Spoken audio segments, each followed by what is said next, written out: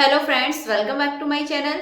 तो अब ना आपका एग्जाम में बहुत ज़्यादा कम टाइम रह गया है, तो सोचा है कि अब आपकी क्वेश्चन की प्रैक्टिस ना कराकर और जितना हो सकता है आपका तो मतलब क्वेश्चन की प्रैक्टिस आपकी हो चुकी होगी एंड आपके टॉपिक भी बिल्कुल क्लियर होंगे।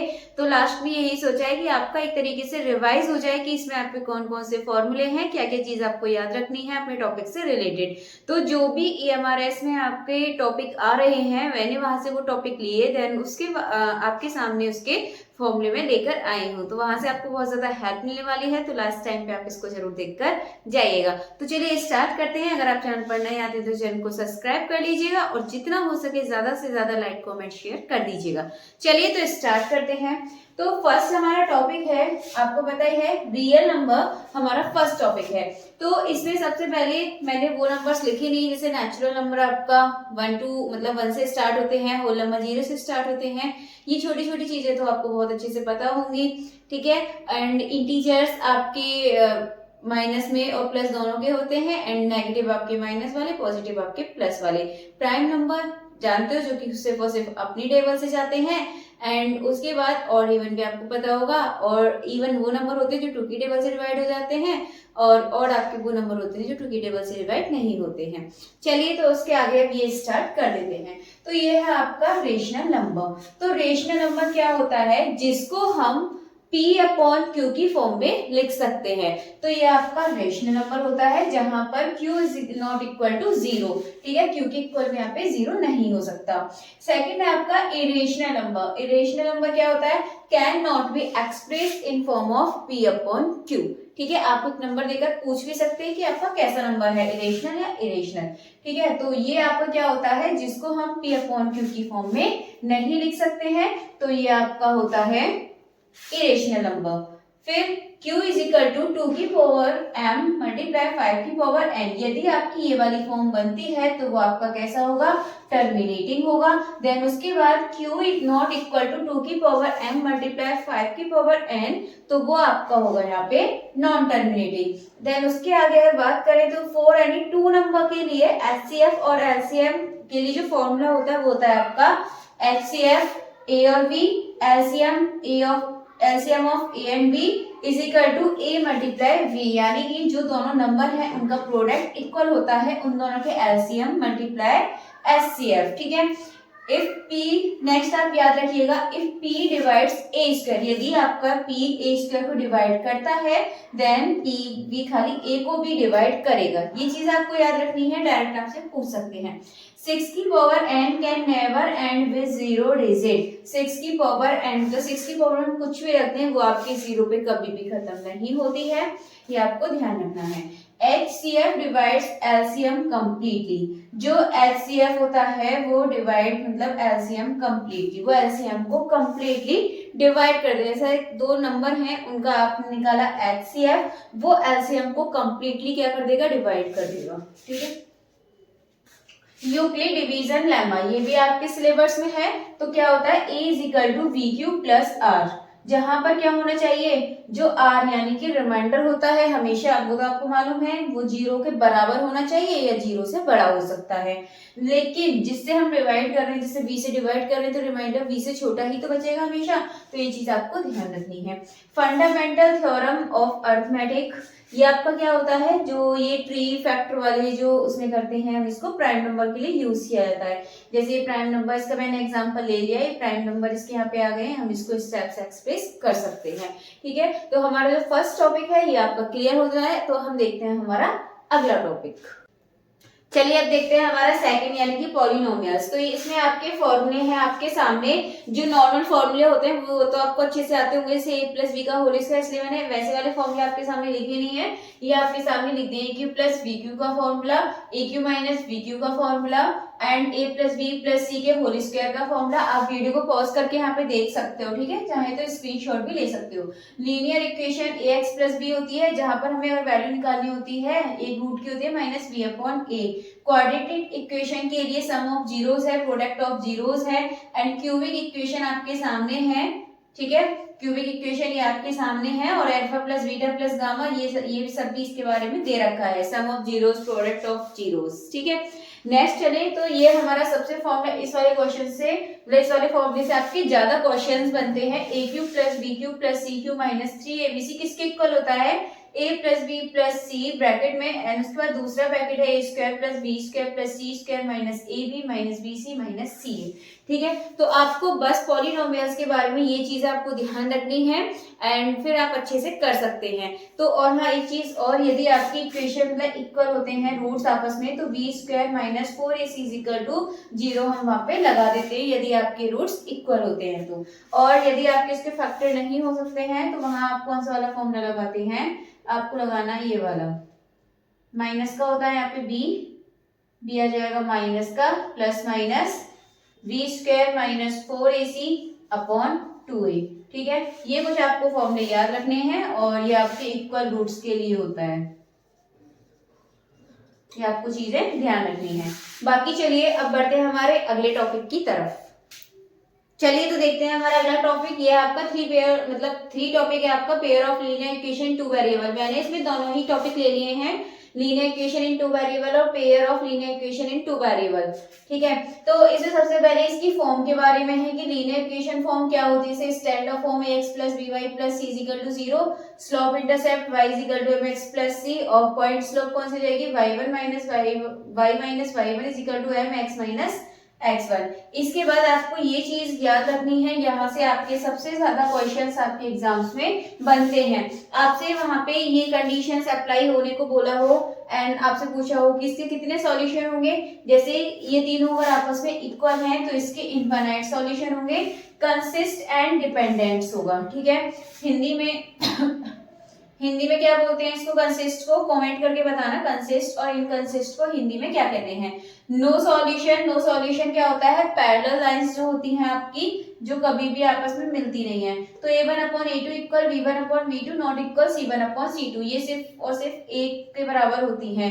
ये इनकंसिस्ट एंड इंडिपेंडेंट होती हैं। यूनिक सॉल्यूशन होता है जिसमें आपकी इक्वल नहीं होती हैं और इसमें आपका यूनिक यानी कि वन सॉल्यूशन, यूनिक का मतलब हो जाएगा वन सॉल्यूशन। ये दोनों चीज आ सकती है यहाँ पे, नो सॉल्यूशन, ये इनफाइनाइट सॉल्यूशन। ये चीज आपको याद रखनी है, ये कंसिस्टेंट इंडिपेंडेंट होता है। अगर आप ये इन कंडीशंस को अच्छे से याद रखते हो तो आपके एग्जाम में मतलब काफी ज्यादा आपको हेल्प मिलने वाली है, क्योंकि आपके क्वेश्चन सबसे ज्यादा यहीं से आपके बनते हैं। चलिए तो फिर इसमें तो इतना ही काफी है, अब बढ़ते हैं हमारे अगले टॉपिक की तरफ। अब देख लेते हैं मैट्रिक्स के फॉर्मूले। तो आपके सामने कुछ फॉर्मूले, इन चीजों को आपको याद रखना है। सबसे इंपॉर्टेंट चीज आपको ये वाला याद रखना है कि जो ए बी होता है not equal to b a b not equal to b a होता है। कैसे होता है, जैसे आपका ए कुछ भी दे दिया है यहाँ पे, ठीक है 1 2 4 3 कुछ इस टाइप से दे रखा है और बी आपका यहाँ पे दे रखा है 2 5 2 3, इस टाइप से आपका यहाँ पे है। अब आपको ए बी और बी ए निकालना है, तो सबसे पहले ए बी निकालेंगे यानी ए और बी का मल्टीप्लाई करेंगे, देन उसके बाद बी ए निकालेंगे एक बार तो बी का ए में मल्टीप्लाई करेंगे, तो दोनों के आंसर अलग अलग आएंगे। यदि हम ए का बी में करते हैं तो अलग आंसर आएगा, बी का ए में करेंगे तो अलग आंसर आएगा, इसीलिए a b not equal to b a हो जाएगा आपका। तो ये प्रॉपर्टी आपको याद रखनी, ए इनवर्स की पावर भी माइनस इनवर्स है तो ये भी आपका ए के इक्वल हो जाएगा। एक चीज आपको याद रखनी है कि ना skew matrix diagonals elements are always zero, हमेशा स्क्यू जो मैट्रिक्स होती है उसके जो डायगोनल्स होते हैं वो हमेशा जीरो होते हैं। फॉर इनवर्स, इनवर्स निकालने के लिए इस टाइप का क्वेश्चन भी आपका आ जाता है। इनवर्स कैसे निकालेंगे, A inverse is equal to 1 upon determinant A और एडजॉइंट। एडजॉइंट कैसे निकालते हैं, जैसे आपका ये है ए इज इक्वल टू आपको ये दे रखा है ए बी सी डी, तो एडजॉइंट निकालने के लिए क्या करते हैं, डी को ए की जगह ए को डी की जगह, ठीक है, इनको आपस में चेंज कर लेते हैं। अब इसके बाद जो ये वाले इनके साइन चेंज कर देते हैं, दोनों प्लस की थी तो दोनों माइनस की हो गई, यहाँ से आपका एडजॉइंट आ गया है। फिर इसके बाद हम इसमें यहाँ पे पुट कर देते हैं, ठीक है, दोनों चीजें। ये आपको इतनी चीज इसके बारे में याद रखनी है, बाकी आपको छोटी मोटी चीजें होती है जैसे प्लस करना, मल्टीप्लाई करना, माइनस करना, ये तो आपको आते होंगे, इसलिए मैंने इसको इसमें ऐड नहीं किया है। चलिए तो फिर अब अगला टॉपिक देखते हैं। चलिए अब देख लेते हैं अगला ज्योमेट्री। तो इसमें आपकी ये शेप्स हैं, इनके फॉर्मूले आप अच्छे से याद कर लीजिएगा। सबसे पहले है ट्राइंगल, इसका एरिया होता है आपका 1/2 v मल्टीप्लाई हाइट यानी कि बेस मल्टीप्लाई हाइट। इसमें आप एक चीज याद रखना, पेरीमीटर आए तो क्या होता है, सम ऑफ ऑल साइड्स, मतलब सभी का सम। दूसरी चीज रेक्टेंगल, इसका एरिया क्या होता है आपका l मल्टीप्लाई v, ट्रेपेजियम का क्या होता है 1/2, आपकी जो दोनों साइड है इन दोनों का सम लेते हैं, मल्टीप्लाई में जो हाइट होती है उसको ले लेते हैं। तीसरी चीज इलिप्स, इलिप्स का एरिया होता है पाई ए बी, तो ये दोनों चीज आप याद रखना है यहाँ पे। फिर आता है इसके बाद स्क्वायर, तो स्क्वायर का जो फॉर्मूला होता है उसकी क्या होता है, जैसे कि स्क्वायर की साइड ए है तो ए स्क्वायर हो जाएगा। पैरेललोग्राम का जो एरिया होता है वो बेस इंटू हाइट होता है। देन उसके बाद जो सर्कल का होता है, तो सर्कल का कितना होता है आपका, जैसे कि आपका रेडियस आर है आपके पास तो पाई आर स्क्वायर होता है। सेक्टर का मतलब किसी सेक्टर का इसका निकालने को बोले तो इसका जो हम फॉर्मूला लगाते हैं वो लगाते हैं theta upon 360 multiply pi R square, यदि इसका एरिया निकालने को बोले। और यदि इसकी पेरीमीटर निकालने को बोले तो हम क्या करते हैं, पाई आर स्क्वायर की जगह पे 2 पाई आर लगा देते हैं। ठीक है, फॉर्मूला आपका इसमें सेम रहता है। तो चलिए फिर अब देखते हैं हमारा अगला topic.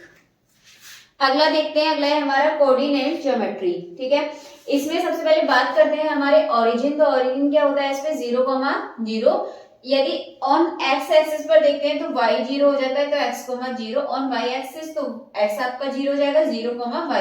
Equation of x axis क्या होगी, y is equal to 0। Equation of y axis क्या बनेगी, x is equal to 0। Line passing through origin तो हो गया आपकी x is equal to y। General equation क्या होती है आपकी लाइन की, y is equal to mx plus c। Distance formula आपका होता है x2 माइनस x1 का square plus y2 minus y1 का स्क्वायर, ये आपका रूट में होता है। आगे आता है आपका सेक्शन फॉर्मूला इंटरनल। ठीक है, इंटरनल के लिए क्या फॉर्मूला लगाते हैं, तो m1 x2 plus m2 x1 upon m1 plus m2 comma m1 y2 plus m2 y1 upon m1 plus m2।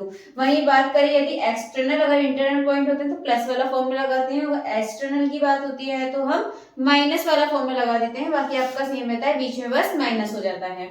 Next बात करें एरिया ऑफ ट्राइंगल, तो ये हो जाता है आपका 1/2 x1 y2 minus y3 plus x2 y3 minus y1 plus x3 y1 minus y2। आगे बात करें तो ये हो जाएगा आपका, यहाँ पे हम इसको इस फॉर्म में भी लिख सकते हैं मैट्रिक्स वाले, मैंने आपको क्वेश्चंस करा रखे हैं इन सभी से। फॉर कॉलिनियर हम क्या लगाते हैं, कॉलिनियर के लिए जो आपका फॉर्मूला होता है ये हम इक्वल टू 0 रख देते हैं। अब इसके बाद मिड पॉइंट हमें निकालना होता है 2 पॉइंट के लिए, तो x1 plus x2 upon 2 y1 plus y2 upon 2। यदि 3 पॉइंट का निकालना हो तो x1 plus x2 plus x3 upon 2 y1 plus y2 plus y3 upon 2। Centroid of triangle हो जाएगा आपका कि जो तीनों पॉइंट है इनको प्लस कर देंगे, x1 plus x2 plus x3 upon 3 y1 plus y2 plus y3 upon 3 triangle में काम करता है आपका। तो ये जो इसके फॉर्मूले हैं, जो मतलब जितने भी फॉर्मूले हैं आप इनको अच्छे से याद रखिएगा। चलिए तो हम बढ़ते हैं फिर आगे। हम चलिए अब देख लेते हैं हमारा अगला टॉपिक। तो ये हमारा वॉल्यूम्स एंड सरफेस एरिया। तो इसमें आपकी 3D शेप्स होती हैं सभी, जैसे कि ये हो गया आपका, ये क्या है क्यूबॉइड। ठीक है, नाम डालना है इसका भूलिए तो आप समझ ही जाएंगे। क्यूबॉइड हो गया, और ये है आपका क्यूब, और ये है सिलेंडर यानी कि बेलन, और ये आपका घन होता है, ये घना होता है, और ये होता है कॉन, स्फीयर, एंड ये होता है आपका सेमी स्फीयर। ठीक है, इन चीजों को आप याद रखेंगे, cuboid, cube, cylinder, cone, sphere and semi sphere. Sorry semi sphere नहीं, हेमीस्फीयर, सेमी स्फीयर नाम याद रह गया था। अब इसके बाद में आगे देखते हैं, तो जो इसका CSA होता है कर्व्ड सरफेस एरिया, ये होता है 2 ब्रैकेट में HL प्लस HV। इसका जो CSA होता है 4A स्क्वायर, इसका होता है 2 पाई RH, इसका होता है पाई RL, इसका होता नहीं है, और इसका होता है 2 पाई R स्क्वायर। TSA निकालेंगे इन सभी के, तो ऊपर बेस और टॉप मतलब जो उसका बेस होगा, टॉप होगा, और B प्लस कर देते हैं, तो 2LB plus BH plus HL, ये हो जाएगा 6A स्क्वायर, ये हो जाएगा आपका 2 पाई RL प्लस H, क्योंकि इसमें दोनों हम बेस प्लस कर देंगे, पाई आर एल प्लस आर, ये हो जाएंगे आपके। एंड वॉल्यूम निकाल लेंगे, वॉल्यूम होता है L multiply V multiply H, और स्क्वायर का होता है A स्क्वायर, और सिलेंडर का होता है पाई आर स्क्वायर H। इसके बाद कौन का देखते हैं, तो 1/3 पाई आर स्क्वायर H होता है, जो बेलन का होता है उसका 1/3 होता है। अब इसके बाद स्पेयर का देखते हैं, तो 4/3 पाई आर क्यूब होता है, एंड आगे आपका हेमीस्फीयर का देखते हैं तो 2/3 पाई आर क्यूब जाता है, इसका हाफ हो जाएगा। ठीक है, बस इसके फॉर्मूले आपको इतने याद रखने हैं, आराम से आपके जो क्वेश्चंस हैं सॉल्व हो जाएंगे। चलिए फिर हमारे जो टॉपिक बचे हैं उनको भी आगे कर लेते हैं। चलिए अब नेक्स्ट टॉपिक दे लेते हैं ट्रिग्नोमेट्री। तो ट्रिग्नोमेट्री में आपके कुछ फॉर्मूले हैं, वैसे फॉर्मूले तो बहुत सारे हैं इसमें, बट मैंने इसमें जो मेन फॉर्मूले हैं जिसके आपसे क्वेश्चन बनेंगे जिससे, तो मैंने वही क्वेश्चंस यहाँ पे लिए हैं। ठीक है, वही फॉर्मूले आपके ले लिए हैं। तो sign 2x is equal to होता है 2 sin x into cos x. Cos 2x का फॉर्मूला है ये, और cos 2x का ये साइन वाले फॉर्म में, cos 2x का 2 cos स्क्वायर x वाली फॉर्म में है। फिर sin 3x cos 3x, then उसके बाद sin x plus y, sin x minus y, cos x plus y, cos x minus y. इन चारों के फॉर्मूले हैं, आप याद कर लीजिएगा। अभी आपके वाले फॉर्मूले ले रहे, ध्यान नहीं रहा। ये होता है आपका tan x प्लस वाई के लिए क्या होता है tan x plus tan y 1 minus tan x into tan y। Same यदि माइनस के लिए करना हो तो tan x माइनस वाई के लिए क्या हो जाएगा tan x minus tan y, और यहाँ नीचे 1 के बाद हो जाएगा plus 1 plus tan x into tan y। Same आपको कॉट का भी याद होगा। कॉट का कैसे करते हैं, कॉट का आपका फॉर्मूला उल्टा हो जाएगा, ठीक है। कॉट का ये आप लोग बताना कमेंट करके कॉट x प्लस वाई का फॉर्मूला क्या होता है, जहां तक आपको अच्छे से याद होगा। इसके बाद आगे देख लेते हैं। तो a square plus b square is equal to c square होता है पाइथागोरस थ्योरम से। And sine square theta plus cos square theta is equal to 1, tan square theta plus 1 is equal to sec square theta, और cot square theta plus 1 is equal to cosec square theta. ये चीज आप याद रखना। Heroes formula भी मैंने इसी में ऐड कर दिया है। इसका फॉर्मूला क्या होता है s, s minus a, s minus b, s minus c. यहाँ पर एस क्या है, पैरीमीटर है, a plus b plus c. यहाँ से आप एस निकाल सकते हैं। फिर मीडियन ऑफ ट्राइंगल यहाँ पर दे रखे हैं, आप इनको देख लीजिए। बस आपके ट्रिग्नोमेट्री में काम आने वाले इतने ही फॉर्मूले हैं। अब देखते हैं हमारा जो अगला टॉपिक बचा है वो देखेंगे स्टैटिक्स, ठीक है। चलिए तो हम देख लेते हैं अब आपका सांख्यिकी के फॉर्मूले क्या है। तो मीन निकालने के लिए तो आपको पता है नॉर्मल जो होता है sum of all numbers divide by the total number of number, ठीक है। जितने भी नंबर होते हैं उनसे हम डिवाइड कर देते हैं सभी नंबर को प्लस करके। मॉड क्या होता है, जो वैल्यू बार बार आपकी आती है वो आपका मॉड हो जाता है। मीडियन क्या होता है, जो आपकी मिडिल वाली वैल्यू होती है, जब हम नंबर्स को अरेंज कर लेते हैं या तो डिक्रीजिंग या इंक्रीजिंग ऑर्डर में, तो उसकी जो मिडिल वैल्यू आती है वो आता है आपका मीडियन। अब जैसे कि फॉर सम, सॉरी यहाँ पे मैंने सम लिख दिया है, ये आएगा आपका इवन। इवन नंबर के लिए फॉर्मूला होता है आपका n/2 टर्म, ठीक है। जो n/2 टर्म होगा वही आपका इवन के लिए होता है। फॉर ऑड के लिए होता है आपका n/2 प्लस n/2 प्लस 10/2, ठीक है। ये आपका इसके लिए फॉर्मूला हो जाएगा। मीडियन के लिए ये आपके फॉर्मूले यहाँ से क्वेश्चंस बन जाते हैं, इससे ये आप ध्यान रखिएगा, टेबल्स आती हैं वहां से। तो मीडियन के लिए क्या होता है आपका L plus n/2 minus C upon F multiply H। Mod का होता है L plus F minus F1 upon 2F minus F1 minus F2 multiply H। और ये आप रिलेशन इसका याद रख लीजिएगा, इससे भी क्वेश्चन बन जाता है। तो डायरेक्ट याद कीजिएगा 3 median is equal to mode plus 2 mean, ठीक है। ये आपको याद रखना है। तो स्टैटिक्स के भी आपके फॉर्मूले हो चुके हैं। एंड प्रोबेबिलिटी के आपके जो खास फॉर्मूले नहीं हैं उसको तो आप ऐसे ही सॉल्व करोगे। देन उसके बाद लास्ट आपका एक रह गया है अभी, जिसमें आपके एक्सियोम्स और पोस्टुलेट्स आने हैं, ठीक है। तो उसके लिए मैं अभी लास्ट में उसको करा देती हूँ। चलिए आइए देख लेते हैं जो हमारे 7 एक्सियोम्स दे रखे हैं। तो फर्स्ट आपके सामने है things which are equal to the same thing are equal to one another. इसी तरीके से जो ये आपके 7 दे रखे हैं इनको आप रीड कर लीजिएगा। एंड सबसे जरूरी चीज ये है आपकी जो एक्सियोम्स होता है ना वो ओनली ज्योमेट्री में यूज नहीं किया जाता है, सभी में इसका यूज होता है। एंड ये आपके 7 होते हैं, इनको नंबर वाइज आप अपने माइंड में सेट कर लेना कि कौन सा किस नंबर पे आता है, ठीक है। इसके बाद है हमारे ये पोस्टुलेट्स। तो ये आपको मालूम है ये 5 होते हैं आपके, और ये ओनली ज्योमेट्री में यूज किए जाते हैं। तो इनको आप देख लीजिए, ये ओनली आपके ज्योमेट्री में यूज किए जाएंगे। तो इनको भी आप ऑर्डर वाइज लर्न कर लेना सीरीज में, ठीक है, कि पहले नंबर पे कौन सा होता है और दूसरे नंबर पे आपका कौन सा होता है।